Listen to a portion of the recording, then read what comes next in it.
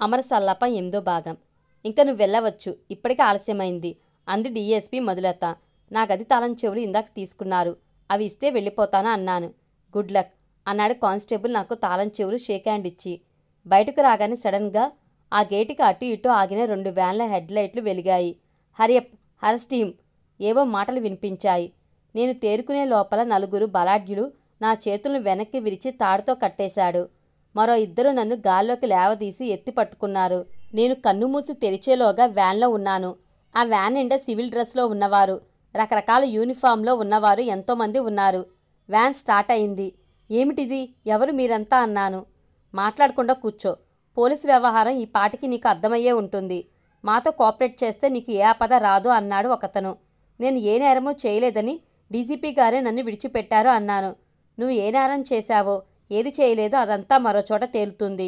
నేను సామాన్య ఉద్యోగిని, నా చేతిలో ఏమీ లేదు. అనుమానాస్పదంగా నువ్వు తిరుగుతూ ఉంటే మాకు చిక్కావని రేపు పేపర్లో ప్రకటన వస్తుంది అంతే అన్నాడు వేదాంతిలా. ఇంత చిన్న విషయం కూడా పేపర్లో ప్రకటిస్తారా? మీరెవరు అన్నాను. చెప్పలేదు కదూ, మేమంటే స్పెషల్ టాస్క్ ఫోర్స్, మేము సెంట్రల్ ఇంటెలిజెన్స్ డిపార్ట్మెంట్లో మాది ఒక చిన్న విభాగం అన్నాడు. నేను ఉగ్రవాదిని కాను, తీవ్రవాదిని కాను. నన్నెందుకు బంధించారు అడిగాను. నాకు తెలియదు, నిన్ను ప్రశ్నించి వదిలిపెట్టేస్తారు. నిన్ను ఎవరు హింసించి బాధ పెట్టరు. మా వ్యవహారం అంతా చాలా నాగరికంగా అత్యున్నత ప్రమాణాలతో పనిచేస్తుంది. కరుడిగట్టిన తీవ్రవాదులను కూడా మేము గౌరవిస్తాం అన్నాడు. నేను అతని వైపు పరిశీలనగా చూశాను. అతని కళ్ళల్లోని నిజాయితీని తేలిగ్గానే గమనించాను. నన్ను ఎందుకు బంధించారో ఇతనికి బహుశా తెలిసి ఉండదు. నన్ను ఎక్కడికి తీసుకువెళ్తున్నారో నాకు చెప్పలేదు. ఇదేనా మీ నాగరికత? నన్ను ఎత్తుకుపోయి ఏం చేస్తారో అడిగాను. నేను నిన్ను ఎత్తుకుపోవడం లేదు, నిన్ను ఎవరూ బాధ పెట్టరు అన్నాడు. నేను ఏమీ బదులు చెప్పలేదు. గ్రిల్స్ బిగించిన కిటికీలోంచి బయటకు చూశాను. విశాలమైన ముంబై పురవీధుల్లో వ్యాన్ పరిగెడుతూనే ఉంది. 10 నిమిషాల తర్వాత ఓ పాతకాలపు 5 అంతస్తుల భవనం ముందు వ్యాన్ ఆగింది. 4వ అంతస్తులో ఒక చిన్న రూంలోకి తీసుకువెళ్లారు నన్ను. ఆ గదిలో మంచం, పరుపు, తలగడ వగైరా సామాగ్రి ఉంది. అటాచ్డ్ బాత్రూమ్ కూడా ఉంది. సీలింగ్కి మంద్రంగా తిరుగుతూ ఫ్యాన్ వేలాడుతుంది. సెంట్రీ కిటికీ తలుపులు తెరిచాడు. నేను భారంగా నిట్టూర్చాను. ఇది చీకటి గుహ, పోలీస్ లాకప్ రూమ్ కాదు. తెరచిన కిటికీలోంచి చల్లటి గాలి లోపలికి వచ్చింది. దూరంగా సముద్రం మధ్యన వెలిసిన శ్రీ మహాలక్ష్మి అమ్మవారి గుడిగోపురం కనిపిస్తుంది. నేను అమ్మవారికి చేతులు జోడించి నమస్కరించాను. దేవుడి మీద నీకు నమ్మకం ఉందా అడిగాడు సెంట్రీ. ఉంది. నా జీవితాన్ని ఇంత చిత్రమైన మలుపులు తిప్పడం దేవుడికి తప్ప మరెవరికి సాధ్యపడదు అన్నాను. నువ్వు తెలుగువాడివా? నీ ఆరాధ్య దైవం ఎవరు? మా దగ్గర అందరి దేవుళ్ళ ఫోటోలు ఉన్నాయి, అన్ని మత గ్రంథాలు ఉన్నాయి. ఏది కావాలన్నా నీకు ఇస్తాను అన్నాడు. ఏదైనా పర్వాలేదు అన్నాను. అతను మరో గదిలోకి వెళ్ళి ఒక గాజు జగ్గులో మంచినీళ్లు, నీళ్ల గ్లాసు తీసుకువచ్చి టేబుల్ మీద పెట్టాడు. సీతా సమేత రామలక్ష్మణుల ఫోటో ఒకటి తెచ్చి అలమారాలో పెట్టాడు.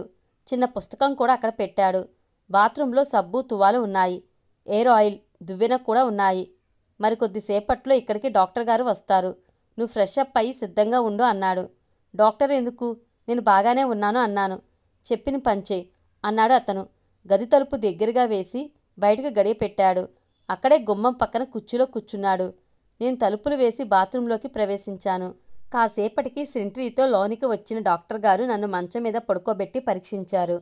ఇతను బలంగా ఆరోగ్యంగానే ఉన్నాడు. సరైన తిండి లేక నీరసించాడు. ప్రస్తుతం ఇతనికి నిద్ర వచ్చి ఇంజెక్షన్ చేస్తాను. డాక్టర్ గారు, నేను ఇక్కడ ఎందుకు ఉన్నాను అడిగాను. నాకు తెలియదు, ఆ విషయం నీకే తెలిసి ఉండాలి. హాయిగా ప్రశాంతంగా నిద్రపో అన్నాడు. ఆయన నాకు ఏదో ఇంజెక్షన్ చేశాడు. నా ఒళ్ళు రిలాక్స్ అయింది. ఏదో మత్తు నన్ను ఆవరించింది. నా ఆత్మ గాలిలో తేలిపోతున్న అనుభూతి కలిగింది. నాకు గాఢంగా నిద్ర పట్టేసింది.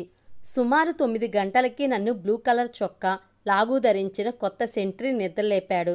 త్వరగా స్నానం చేసి తయారవ్వు, 10:30 గంటలకు ఆఫీసర్లు వస్తారు అన్నాడు. అతని చేతిలో బ్రెడ్డు, బటరు, జాము ఉన్న ట్రే, ఒక ఫ్లాస్క్లో టీ, ఆ సరంజామాను టేబుల్పై పెట్టి అతను నాకు బ్రష్, టూత్పేస్టు అందించాడు. తర్వాత వెనక్కి తిరిగి కూర్చున్నాడు. నేను నా స్నాన కార్యక్రమాలను ముగించుకుని 20 నిమిషాల తర్వాత రూంలోకి వచ్చాను. బ్రెడ్ తిని టీ తాగాను. శరీరంలోకి నూతన శక్తి వచ్చినట్లయింది. అతను వెంటనే నన్ను కార్డార్ చివరనున్న ఒక గదిలోకి తీసుకువెళ్లాడు. స్ఫురద్రూపి అయిన 6 అడుగుల ఆజానుబావు అక్కడ నిలబడి ఉన్నాడు. Mister Brindavan, I'm lieutenant colonel Srinivas. కష్టపడి పనిచేసి ఆర్మీ జవాన్ స్థాయి నుంచి ఈ స్థాయికి వచ్చాను. ఈరోజు నువ్వు నా అతిథివి, సాటి తెలుగువాడివి. నన్ను ఎక్కువ కష్టపెట్టకుండా నాకు సహకరించు. ఆయన చిరునవ్వుతో అన్నాడు. నాకేమి బదులు చెప్పాలో తోచలేదు. ఇతన్ని కంప్యూటర్ రూమ్కి తీసుకువెళ్ళి మంచి క్వాలిటీ ఫోటోలు 20 తీయండి. అన్ని కోణాల్లోనూ కవర్ చేయండి. సరిగ్గా 10:30కు నా రూమ్కి తీసుకురండి. సెంట్రీ జలంధర్ని అధికారికంగా ఆజ్ఞాపించినట్లే అన్నాడు శ్రీనివాస్. పెద్ద పెద్ద అంగలు వేసుకుంటూ మార్చ్ ఫాస్ట్ చేసినట్లుగా వెళ్ళిపోయాడాయన. ఫోటోలు తీసే కార్యక్రమం మొదలై 5 నిమిషాల్లో పూర్తయింది. జలంధర్ నన్ను లిఫ్ట్లో 3వ అంతస్తుకి తీసుకువెళ్ళాడు. కార్డర్ చివరనున్న ఒక ఎయిర్ కండిషన్ రూమ్లోకి నన్ను నెట్టి నా వెనక తలుపుని మృదువుగా మూశాడు. వెల్కమ్, సుస్వాగతం mister Brindavan. Please be seated అన్నాడు లెఫ్టినెంట్ కల్నల్ శ్రీనివాస్. ఆయన మొన్న హాలిడే రిసార్ట్లో జరిగిన పెళ్లి వేడుకల వీడియో క్యాసెట్ని పరిశీలనగా చూస్తున్నాడు. సడన్గా టీవీ తెరపై నా ముఖం క్లోజప్ షాట్లో ప్రత్యక్షమైంది. శ్రీనివాస్ ఫాస్ట్ బటన్ నొక్కాడు. నా వైపు పరీక్షగా చూశాడు. ఈ బొమ్మలో ఉన్నది నీవేనా అడిగాడు. ఎస్ అన్నాను. రక్షణ మంత్రి గారిని నువ్వు అక్కడ చూసావా అడిగాడు. చూశాను, దూరం నుంచి చూశాను అన్నాను. కళ్యాణ మండపంలో బాంబు ఉన్నదన్న విషయం నీకెప్పుడు తెలిసింది? నేను ఆలోచించి సమాధానం చెప్పాను. నేను ఆ హోటల్ సర్వీస్ రూమ్లో ఉన్నప్పుడు మైక్లో అనౌన్స్మెంట్ వినిపించింది. వెంటనే బయటకు పరిగెత్తాను అన్నాను. టేబుల్ సొరుగులోంచి ట్రాన్సిస్టర్ వంటి సాధనాన్ని తీసి టేబుల్పై పెట్టి ఇదేమిటో తెలుసా అని అడిగాడు కల్నల్ శ్రీనివాస్. తెలీదన్నట్లుగా తల అడ్డంగా ఊపాను. ఇది బాంబు, అరగంటలో పేలుతుంది అన్నాడు. ఐసీ అన్నాను నేను ముక్తసరిగా. ఏం, ఇది పేలుతుందంటే నీకు నమ్మకం కలగడం లేదా అన్నాడు. ఒక టీచర్ తన బంగారు ఉంగరాన్ని యాసిడ్లో వేసి ఇది కరుగుతుందా లేదా అని విద్యార్థుల్ని ప్రశ్నించిందట. కరగదు మేడం, ఎందుకంటే అది కరిగే పక్షంలో మీరు దాన్ని యాసిడ్లో పడేయరు కదా అన్నారట విద్యార్థులు అన్నాను. అతను నవ్వాడు. పర్వాలేదు, నీకు సెన్స్ ఆఫ్ హ్యూమర్ బాగానే ఉంది. నేను నిజంగా బాంబు పెట్టి ఉంటానని లేక ఆ బాంబు పెట్టిన వారితో నాకు సంబంధాలు ఉండి ఉంటాయని మీరు నమ్ముతున్నారా అన్నాను. శ్రీనివాస్ నిటారుగా కూర్చున్నాడు. ఒక్క క్షణం ఆలోచించి సమాధానం ఇచ్చాడు.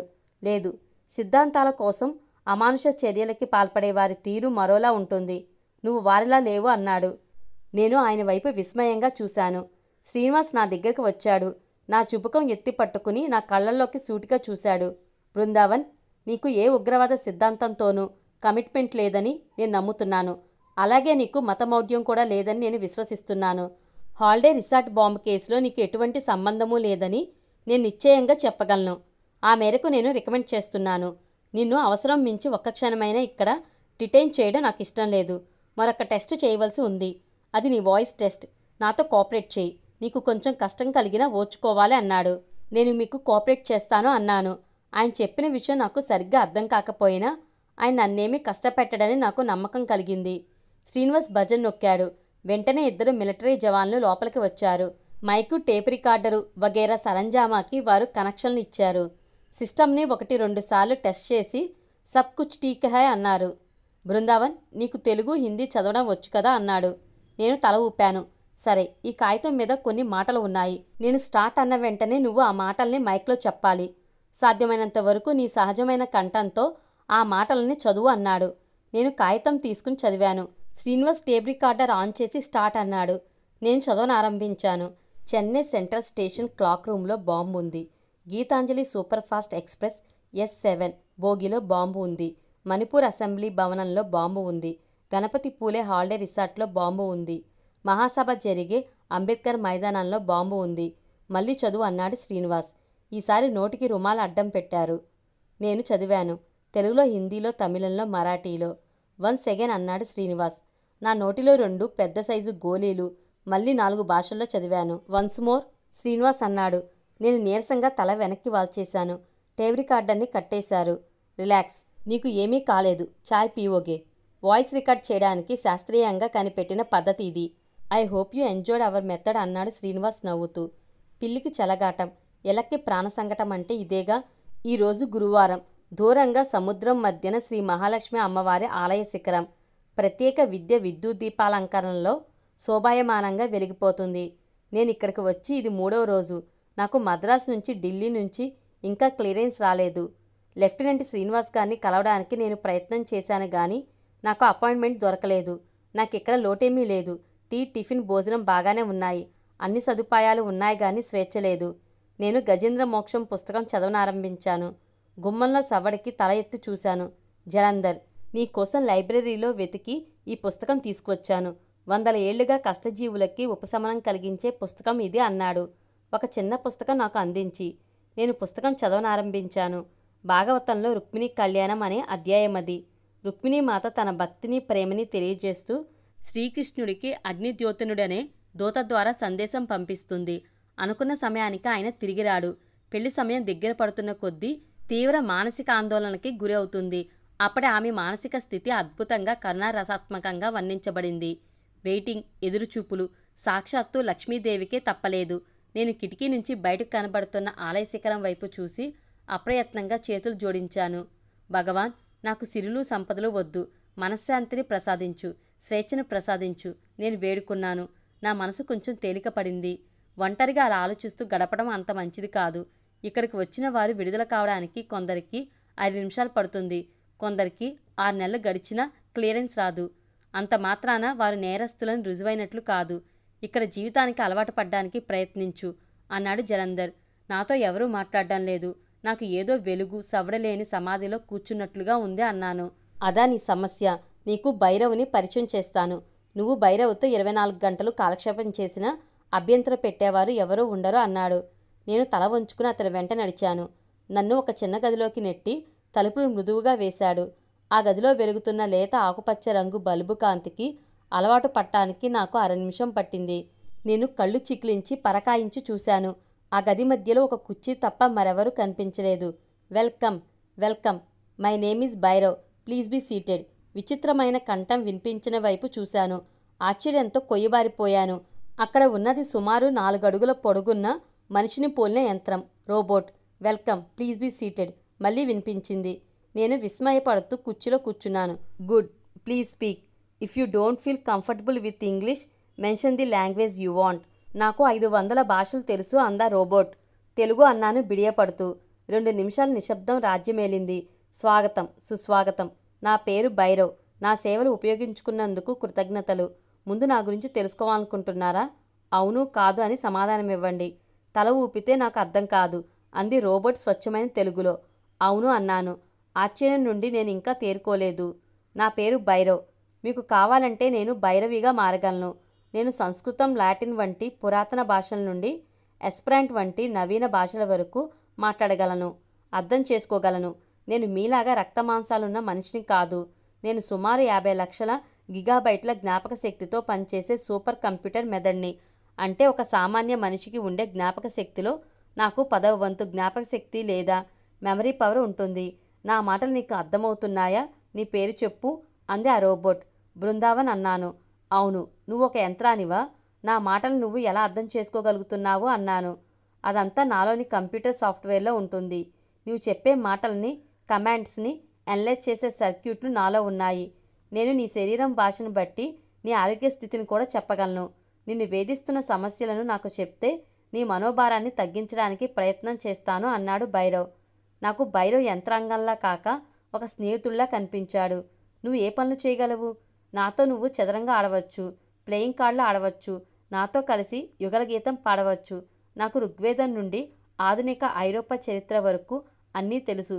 21వ శతాబ్దపు ఎన్సైక్లోపీడియా నాలో నిక్షిప్తమై ఉంది. భగవద్గీత, బైబిల్ నుండి ఆధునిక సాహిత్యం వరకు ఏదైనా నేను క్షణంలో గుర్తు తెచ్చుకుని నీకు చెప్పగలను అన్నాడు భైరవ్. ఇందు గలడందు లేడని పద్యం చెప్పగలవా అన్నాను. భైరవ్ 10 సెకండ్లు సైలెంట్ అయ్యాడు. ఇందు గలడందు లేడని సందేహంబు వలదు, చక్రి సర్వోపకతుం ఎందెందు వెతికి చూసినా అందందే గలడు, దానవాగ్రహి వింటే భైరవ్ చదివాడు. నేను సంతోషంతో చప్పట్లు కొట్టాను. భైరవ్, నీ తెలివితేటల మీద నాకు నమ్మకం కలిగింది. నువ్వు నా స్నేహితుడివి. నువ్వు నా జీవితాన్ని అనలైజ్ చేసి నా భవిష్యత్తు నిర్మాణానికి మంచి సలహా ఇవ్వగలవా? ప్రస్తుతం నేను బికాన్ని. నా దగ్గర ఉన్న డబ్బు నేను తిరిగి మా ఊరికి వెళ్ళడానికి కూడా సరిపోదు అన్నాను అతని వైపు ఆశగా చూస్తూ. ఇవ్వగలను. హ్యూమన్ సైకాలజీ నాకు ఇష్టమైన సబ్జెక్ట్ అన్నాడు. నేను నా గత జీవిత గాథని పూసగుచ్చినట్లుగా చెప్పాను. ఏదీ దాచలేదు. మా అన్నయ్యతో గొడవపడి డబ్బు తీసుకుని ముంబై రావడం, జుమినీతో నా పరిచయం, జగన్నాథం, భావికారాణి, 4 కోట్లు విలువ చేసే రత్నాభరణం, నేను ఈ డైరెక్టరేట్ ఆఫ్ ఎన్ఫోర్స్మెంట్ బిల్డింగ్కి వచ్చిన వాయనం అన్నీ వివరంగా చెప్పాను. భైరవ్ 2 నిమిషాలు ఆలోచించి సమాధానం చెప్పాడు. మామూలుగా నీకు సమాధానం చెప్పడానికి 2 సెకండ్ల కంటే నాకు ఎక్కువ సమయం పట్టదు.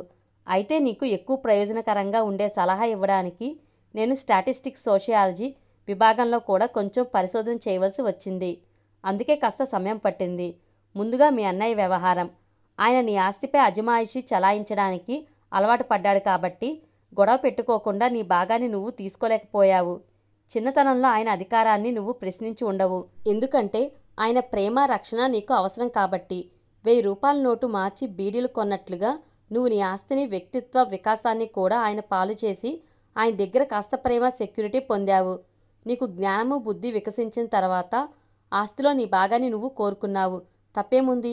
పంపకాలు అయిన తర్వాత కూడా ఆయన నిన్ను అదేవిధంగా ప్రేమించగలుగుతాడా అన్నది ప్రశ్న. ఉదాహరణకి నీ పట్ల ఆయన అభిమానం ఈనాటికి చెక్కు చెదలేదనుకుందాం. నీవు చేయవలసిందేమిటంటే అభిమానానికి కృతజ్ఞతగా ఆయనకు చేదోడు వాదోడుగా ఉండటం. ఎంత బాగా చెప్పావు భైరవ్. నువ్వు మనిషివైతే నేను నా హృదయానికి గట్టిగా హత్తుకుని ఉండేవాణ్ణి అన్నాను పరవశిస్తూ. కుటుంబాల్లో కలతలు రావడం సహజమే. ఆ కలతలు చెరువులో పడిన గులకరాళ్ల వంటివి. వాటి వలన చెరువు ఉనికికి నష్టం వాటిల్లరాదు. కుటుంబ వ్యవస్థ విచ్ఛిన్నమైతే మనిషి అనాగరికుడై జంతువుగా మారిపోతాడు. మీ అన్నయ్య నిన్ను ప్రేమించకపోయినా నువ్వు ఆయనకి చేయగలిగిన సహాయం చెయ్యి. ఒక చెంప మీద కొడితే మరో చెంప చూపించాలన్నది బైబిల్ సూక్తి అన్నాడు. నేను వీలైనప్పుడు మా ఊరు వెళ్ళి మా అన్నయ్య కాళ్ళపై పడతాను. నన్ను క్షమించమని వేడుకుంటాను అన్నాను. చాలా కాలంగా నన్ను పట్టి పీడిస్తున్న అపరాధ భావన మాయమై నా మనసు దూదిపింజలా తేలికపడింది. అంతక్కర్లేదు. నీ వ్యక్తిగత మర్యాదకి గౌరవానికి భంగం కలిగేలా నువ్వెవరినీ ప్రాధేయపడనక్కర్లేదు. మన మానం పోగొట్టుకోకుండా కూడా ఎదుటివారిని గౌరవించవచ్చు. మన ప్రేమాభిమానాలు వెల్లడి చేయవచ్చు. బానిసల్ని ఎవరూ గౌరవించరు అన్నాడు. నేను అతని మాటల్ని అర్థం చేసుకోవడానికి ఎంతో ప్రయత్నం చేయాల్సి వచ్చింది. నీకు నా స్నేహితుడి జగన్నాథం గురించి, అతని చెల్లెలు భావికారాని గురించి చెప్పాను. వారిని కలుసుకోవాలని నా మనసు ఎంత ఆరాటపడినా నాకు ధైర్యం సరిపోవడం లేదు. ఈ విషయంలో నన్ను నేను ఎలా సంస్కరించుకోవాలో అడిగాను. ఇది క్లిష్టమైన సమస్య. వారికి నీకు మధ్య వర్గభేదం ఉంది. కలెక్టర్ గారి మనవలుగా, విద్యావంతులుగా, ఉన్నత ఉద్యోగులుగా వారు సమాజంలో ఒక ఉన్నత స్థానంలో ఉన్నారు. ఆ విషయం వారికి తెలుసు. వారికి నీకు మధ్యనున్న సంబంధం యజమాని పనివాడి స్థాయిని మించి కాస్త మెరుగైనదే కానీ వారి స్థాయితో సమానమైనది కాదు. వలస పాలకులు భారతదేశాన్ని ఎన్నో సంవత్సరాలు పరిపాలించిన భారతీయుల గౌరవాన్ని వారు పొందగలిగారే తప్ప పాలకులు పాలితులు ఒక్కటే అన్న సమభావన ఎన్నటికీ ఇవ్వలేకపోయారు. జగన్నాథాన్ని అతని చెల్లెల్ని నువ్వు వారింట్లో కలవడం కూడని పని. వారే స్వయంగా నీ దగ్గరికి వస్తే వారిని గౌరవించి పంపడం చాలా మేలు. వారు నీ దగ్గరికి వచ్చేదాకా నీవు ఎదురు చూడక తప్పదు అన్నాడు. ఎంత బాగా చెప్పావు. నేను వారిని కలవాలని చేసిన అన్ని ప్రయత్నాలు అబాసు పాలయ్యాయి. నాకు సంతోషం కంటే విచారమే ఎక్కువ కలిగింది. దీని వెనక ఇంత సిద్ధాంతం ఉంటుందని నేను ఊహించలేకపోయాను. భైరవ్, ఐ లైక్ యూ అన్నాను. ఒక స్నేహితుడికి ఈ పాటి సలహా ఇవ్వడం కూడా గొప్పేనా అన్నాడు భైరవ్. భైరవ్, షేర్ మార్కెట్ గురించి నీకేమైనా తెలుసా అడిగాను. తెలియదు. నేను కొత్తగా జపాన్ నుంచి వచ్చాను కదా. ఇంకా షేర్ మార్కెట్ల వివరాలు నాలో ప్రోగ్రామింగ్ చేయబడలేదు. అయితే క్లాసికల్ ఎకనామిక్స్ గురించి నాకు తెలుసు. నీకు ఏమైనా సందేహాలు ఉంటే అడుగు అన్నాడు. ద్యుమిని అనే అమ్మాయి పట్ల నేను ఎలా వ్యవహరించాలి అడిగాను ఆలోచించి. ఈ ప్రశ్నకు సమాధానం నేను చెప్పకూడదు. ఆడవారి విషయంలో ఇతరులు చెప్పే సలహా ఏదైనా అది వారి మర్యాదకి భంగకరంగా పరిణమించే ప్రమాదం ఉంటుంది. లేడీస్ ఫస్ట్ అన్నారు. ఏదైనా చెప్పదలుచుకుంటే ఆమెనే చెప్పనియ్యి. ఆమె చెప్పిన విషయం నీకు సమ్మతమా కాదా అన్నది నువ్వే తేల్చుకో. మొదటి అడుగు ఆమెనే వేయనియ్యి. ఆమె అభిప్రాయం నీకు అర్థమైతే నువ్వు 2 అడుగులు ముందుకు వేయి. ఇంకా తలుపు తీసుకుని జలంధర్ లోపలికి వచ్చాడు. ఇంకా నీ గేమ్స్ పూర్తి కాలేదా? నీకు భోజనం తీసుకొచ్చి చాలాసేపు అయింది అన్నాడు. నేను లేచి నిలబడ్డాను. గుడ్ నైట్ భైరవ్ అన్నాను. శుభరాత్రి బృందావన్ అన్నాడు భైరవ్. అతని కళ్ళల్లోని వెలుగు మాయమైంది. అతను కేవలం రోబోట్గా మిగిలిపోయాడు.